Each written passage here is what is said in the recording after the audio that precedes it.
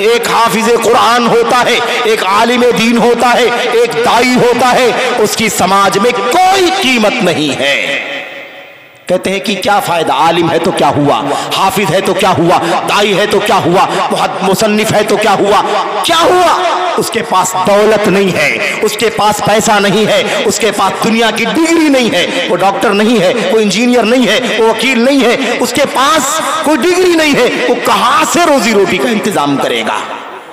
آپ سوچیں، ایک طرف دعویٰ اہل حدیثیت کا اور دوسری طرف یہ بے ایمانی والی بات، بے ایمانی کی بات ہے یہ میرے بھائیوں، ایمان کی کمزوری ہے کہ آدمی بات کرے کہ آدمی کے پاس ڈگری نہیں ہے دنیا کی، تو بھلا وہ کہاں سے روزی حاصل کرے گا؟ یہ مولوی کیا کرے گا، یہ حافظ کیا کرے گا، یہ عالم کیا کرے گا، یہ دائی کیا کرے گا، یہ مسجد کا امام و خطیب کیا کرے گا؟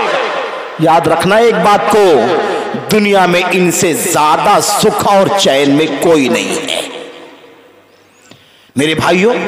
دولت نہیں ہے کوئی بات نہیں، لیکن آپ کو سوسائڈ کرنے والا کوئی مولوی نہیں ملے گا، آپ کو خودکشی کرنے والا کوئی امام مسجد نہیں ملے گا انشاءاللہ تبارک و تعالی۔ آپ کو دولت مند ملیں گے خودکشی کرنے والے، آپ کو دولت مند ملیں گے اپنی جان ہلاک کرنے والے، زہر کھانے والے، پھندا لگانے والے، جمپ کرنے والے، کٹ جانے والے ٹرینوں سے۔ آپ کو کون ملیں گے؟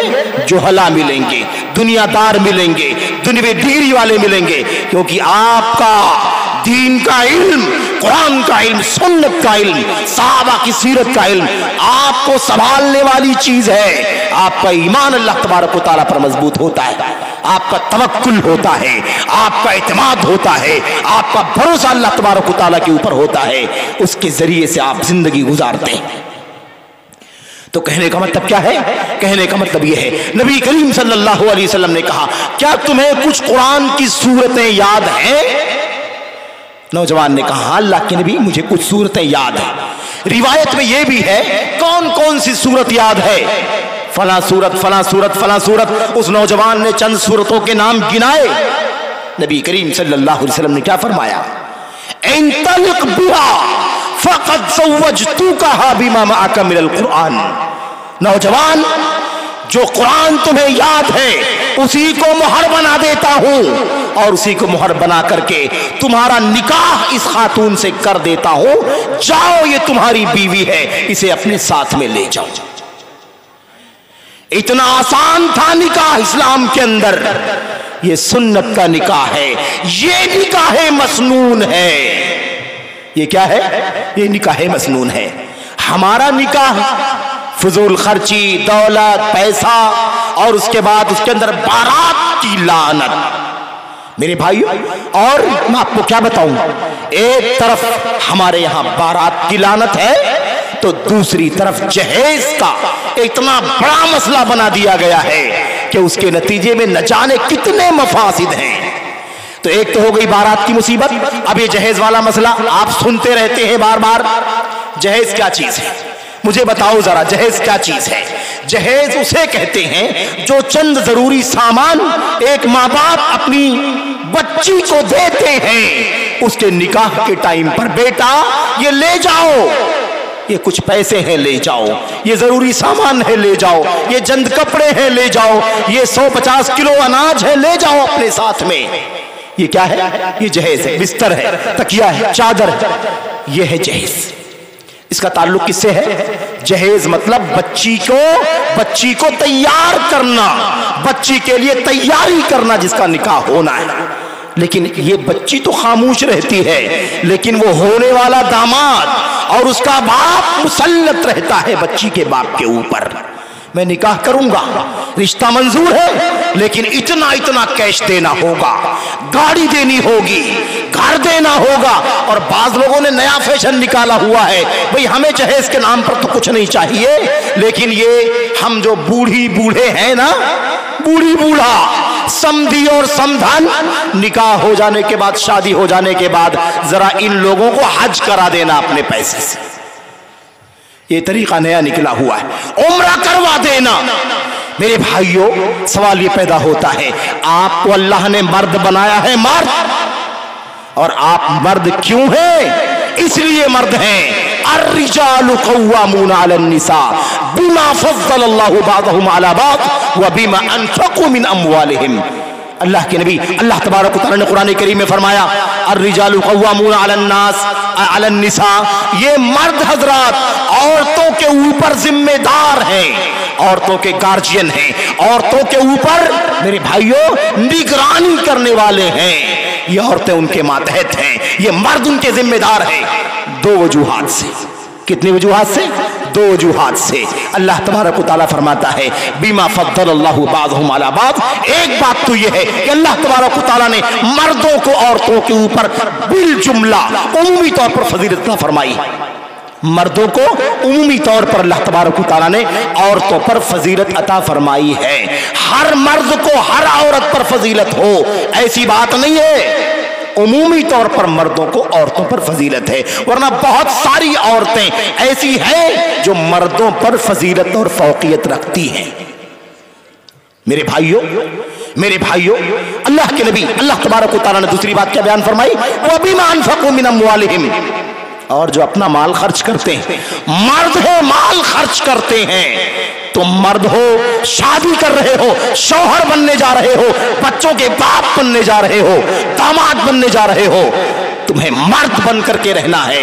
تم مانگتے ہو، گاڑی مانگتے ہو، شرم نہیں آتی؟ میرے بھائیوں کیش مانگتے ہو، شرم نہیں آتی؟ مختلف انداز سے جہیز کا مطالبہ کرتے ہو. اللہ نے تمہیں مرد بنایا ہے، مرد، عورت نہیں ہو تم. تمہیں اللہ نے مرد بنایا ہے اس لیے تاکہ تم خرچ کرو عورتوں کے اوپر. مانگنے والا بھکاری بنا ہوا ہے، مطالبہ کرتا ہے نکاح سے پہلے میں شادی کروں گا، رشتہ منظور ہے لیکن یہ کیش چاہیے، گاڑی چاہیے، زمین چاہیے، فلاں چاہیے، فلاں چاہیے، مطالبے کرتا ہے. ظالم، تمہیں اللہ تبارک و تعالیٰ نے حق نہیں دیا کہ نکاح کا استحصال کرو، غریب بچی کا استحصال کرو، غریب باپ کا استحصال کرو، غریب سماج کا استحصال کرو، کسی مولوی کا، کسی حافظ کا، کسی عالم کا، کسی سماج کی غریب کی غربت کا احساس کا تم استحصال کرو. تمہیں حق نہیں پہنچتا. شرم آنی چاہیے سماج کو. مسلمانوں حیرت ہوتی ہے مجھے اس بات کو کرتے ہوئے کہ میں بات کر رہا ہوں اپنے بھائیوں سے، اہل حدیثوں سے بات کر رہا ہوں، کتاب و سنت کے نام لیواؤں سے بات کر رہا ہوں، سلف امت کے منہج پر چلنے کے دعوے داروں سے بات کر رہا ہوں. افسوس ہوتا ہے اور عجیب بات ہے، ہمارا ماحول کیسا ہے؟ ہمارا ماحول یہ ہے کہ لڑکوں کا بازار لگا ہوا ہے. کس کا بازار ہے؟ لڑکوں کا بازار. نیلامی ہو رہی ہے، بولی لگ رہی ہے، جو زیادہ پیسہ دے لڑکے کو لے جائے. یعنی لڑکوں کا نکاح کب ہوگا؟ زیادہ سے زیادہ پیسہ دینے والا، کیش دینے والا، گاڑی دینے والا، پراپرٹی دینے والا، سنبھالنے والا، جو زیادہ دے گا اس سے نکاح ہوگا. اور ہمارا خلیج، گلف، سعودی عرب، کویت، قطر، بحرین، امارات، دبئی وغیرہ، یہاں پر لڑکیوں کا میلہ لگا ہوا ہے، لڑکیوں کا بازار. نیلامی ہو رہی ہے، جو سب سے زیادہ مہر لے کر کے آئے گا اس سے ہماری بچی کا نکاح ہوگا. عجیب افراط تفریط ہے میرے بھائی، عجیب افراط تفریط. وہاں بھی نکاح کو مشکل اور یہاں بھی نکاح کو مشکل. افسوس کے ساتھ کہنا پڑتا ہے. تو یہ بارات کی لعنت نے، اور یہ جو لعنت ہے دوسری جہیز والی، اس نے ہمارے نکاح کو جو بالکل آسان ہے، سمپل ہے، فطری تقاضے کو آسانی سے پورا کرنے کا ذریعہ ہے، مرد کو زناکاری سے بچانے کا ذریعہ ہے، عورت کو زناکاری سے بچانے کا ذریعہ ہے، سماج کو جرائم سے بچانے کا، کرپشن سے بچانے کا ذریعہ ہے. ہم نے نکاح کو مشکل کر دیا.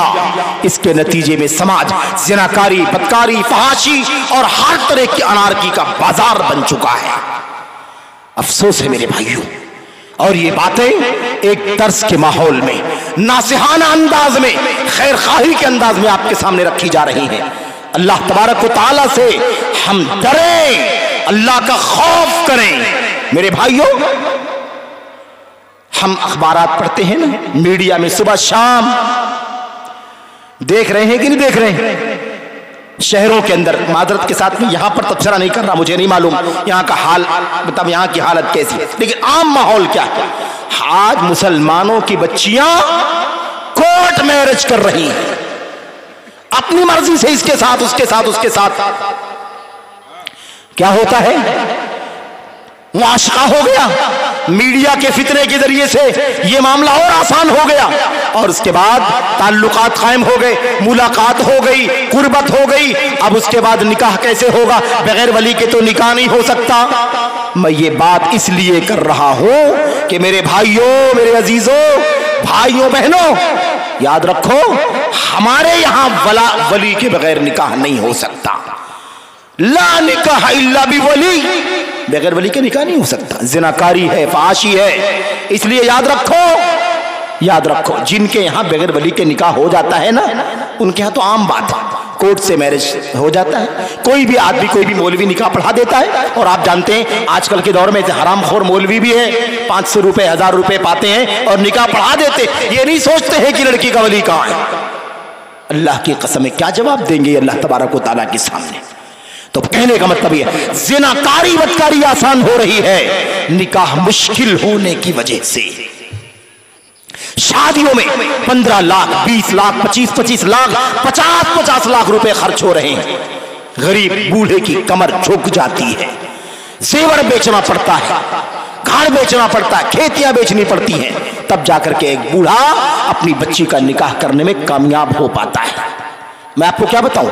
اگلی بات ختم کر کے ختم کرتا ہوں. شیخ کہہ رہے اختصار کے ساتھ بات کرنی. اچھا تو میں آپ کو بتا دوں، میں میرے بھائیوں، ایک طرف مسئلہ یہ ہے آج اتنا تجاوز ہو چکا ہے کہ مسلم بچیاں بغیر ولی کے نہیں نکاح کر رہی ہیں، صرف غیر مسلموں کے ساتھ بھی جا رہی ہیں.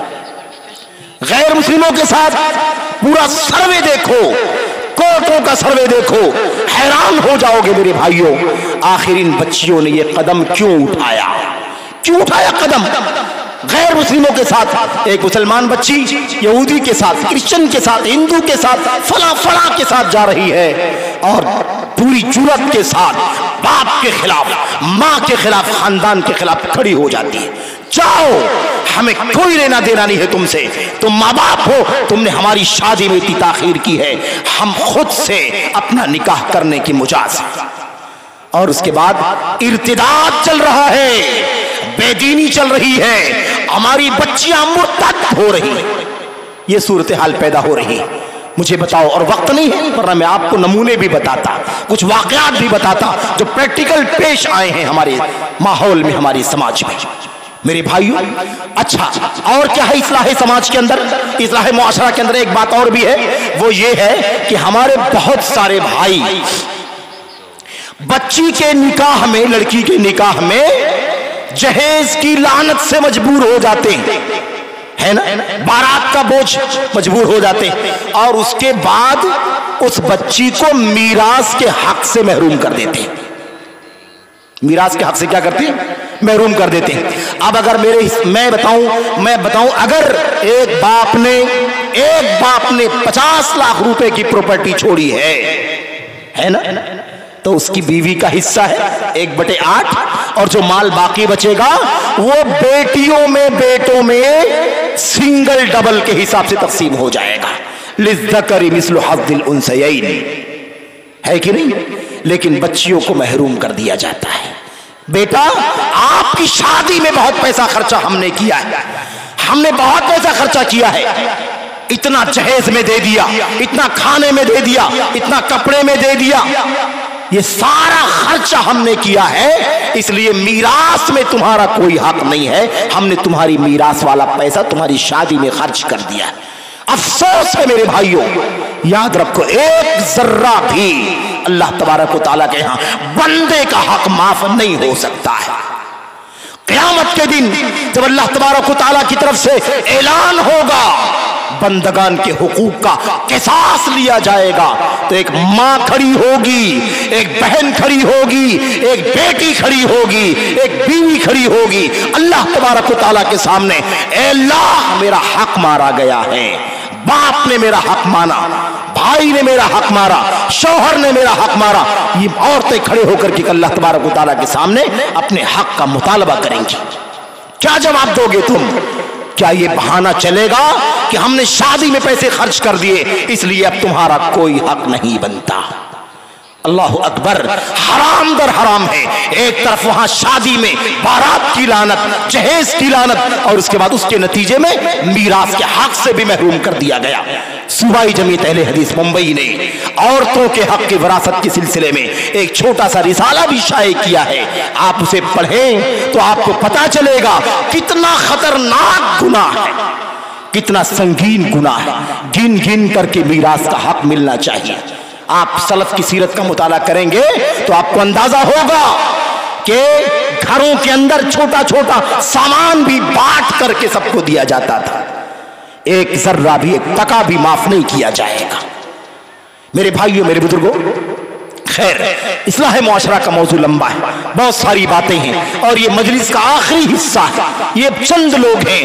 اس سے اتنی بات تو ضرور سمجھ میں آتی ہے کہ یہ جو باقی لوگ ہیں یہی باقی لوگ ہیں جو اخیر تک سننے کے لیے بیٹھے ہوئے تھے، ورنہ ہر آدمی نے جس کو جو سمجھ میں آیا اپنے اپنے وقت کے مطابق سنا اور چلا گیا، لیکن مجلس کا حق آخری دم تک اللہ تبارک و تعالیٰ آپ کی اس قربانی کو قبول فرمائے، اللہ تعالیٰ اس بیٹھنے کو قبول فرمائے، اللہ تبارک و تعالیٰ جمیعۃ الفلاح کے ذمہ داروں کو جزائے خیر عطا فرمائے، جنہوں نے خون پسینے کی محنت لگا کر کے، لوگوں نے اپنے مال کی قربانی دے کر کے یہ عظیم الشان بزم سجائی، اور بڑی تعداد میں مردوں نے، خواتین نے فائدہ اٹھایا۔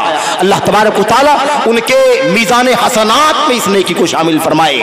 جس نے بھی اس ادارے کی مدد کی ہے، مال کے ذریعے سے، وقت کے ذریعے سے، دعا کے ذریعے سے، کسی اور طاقت و صلاحیت کے ذریعے سے، اللہ تبارک و تعالیٰ سبوں کو ان کا صلہ اور بدلہ دنیا میں آخرت میں عطا فرمائے۔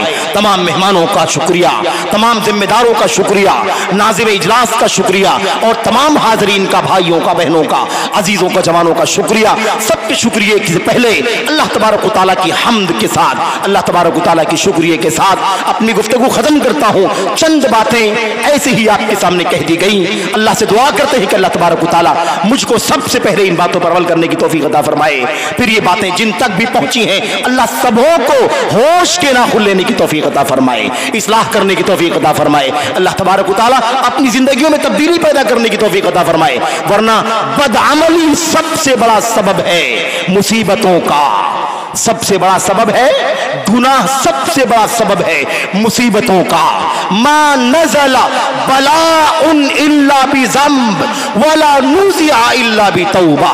میرے بھائیوں، فرمایا تھا نبی کریم صلی اللہ علیہ وسلم نے، جو بھی مصیبت آتی ہے تمہارے گناہوں کی وجہ سے آتی ہے، اور جو بھی مصیبت ٹالی جاتی ہے، ہٹائی جاتی ہے، اٹھائی جاتی ہے، وہ توبے کے ذریعے سے اٹھائی جاتی ہے۔ اللہ تبارک و تعالیٰ ہمیں اپنے عمل کی اصلاح کرنے کی توفیق عطا فرمائے، اپنے گناہوں سے توبہ کرنے کی توفیق عطا فرمائے، اللہ تعالیٰ سے استغفار کی، رجوع کی، انابت کی توفیق عطا فرمائے۔ اللہ تبارک و تعالیٰ ہمیں اور آپ کو صحیح معنوں میں اہل حدیث بن کر، آئیڈیل بن کر زندگی گزارنے کی توفیق عطا فرمائے، آمین یا رب العالمین۔ وصلی اللہ وسلم وبارک علی نبینا محمد وعلی آلہ وصحبہ اجمعین، والسلام علیکم ورحمۃ اللہ وبرکاتہ۔ جزاکم اللہ تعالی و حیاکم اللہ، بارک اللہ فیکم۔ حضرات، خواتین کی طرف سے 30,710 روپے کا تعاون آیا ہے۔ یہ تھے شیخ عنایت اللہ سنابلی مدنی حفظہ اللہ، جو منہج سلف کے بے باک ترجمان اور شعلہ